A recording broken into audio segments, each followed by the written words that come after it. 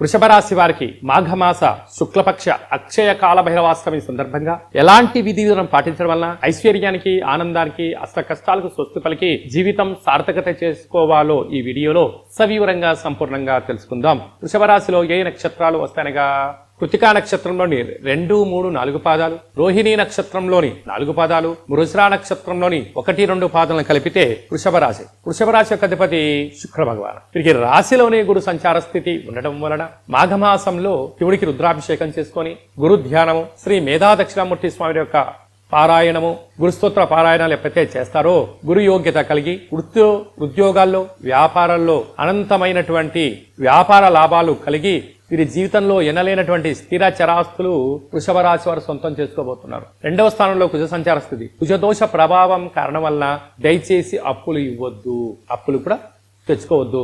ఈ రెండింటి వలన మీ స్థిర చరాస్తులకు భంగం వాటిల్లే పరిస్థితి జ్యోతిర్విజ్ఞానం తెలియజేస్తుంది. సంతాన స్థానంలో కేతు సంచార స్థితి ఉండడం వల్ల స్థిరాస్తులు, చరాస్తులు, పెట్టుబడులు, ఆకర్షణ, వికర్షణ ఒక ప్రణాళికాబద్ధంగా ఏర్పాటు చేయగలిగితే మంచి భవిష్యత్తు వృషభ రాశి వారి సొంతం కాబోతుంది. భాగ్యస్థానంలో బుధాదిత్య రాజయోగం ఉండడం వల్ల ప్రేమికుల మధ్య సయోధ్య, భార్యాభర్తల మధ్య అన్యోన్యత, భార్యాభర్తల యొక్క చర్చల వలన కుటుంబ పరిపాలన నుంచి గ్రామ, రాష్ట్ర, దేశ, ప్రపంచ స్థాయి వరకు ఎదగడానికి వ్యాపార ఆలోచనలు మీ సొంతం కాబోతున్నాయని చెప్పి కూడా గమనించాలి. రాజ్యస్థానంలో శని భగవానుడు స్వక్షత్రకారకుడు అవ్వడం వలన వృత్తులలో, ఉద్యోగాల్లో, వ్యాపారంలో ధర్మబద్ధంగా ఉండండి. పై అధికారులతో మర్యాదనిచ్చి పుచ్చుకోండి. సహా ఉద్యోగస్తులతో ప్రేమగా ఉండండి. కింది స్థాయి ఉద్యోగస్తులతో గౌరవప్రదంగా ఉండగలిగితే మీరు మరో మైలురాయి దాటు సన్మానాలు, ప్రమోషన్స్, విదేశాలకు వెళ్లాలని మీ కోరిక కూడా నెరవేరబోతుంది.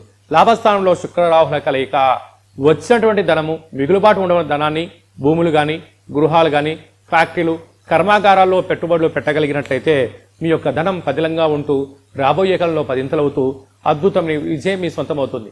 ఈ వృషభ రాశి జాతకులు ఈ వీడియో మీరు చూస్తున్నారు అన్నట్లయితే కాళభైరవ స్వామి ఆశీస్సులు మీ పైన ఉన్నాయి అని చెప్పి గమనించాలి.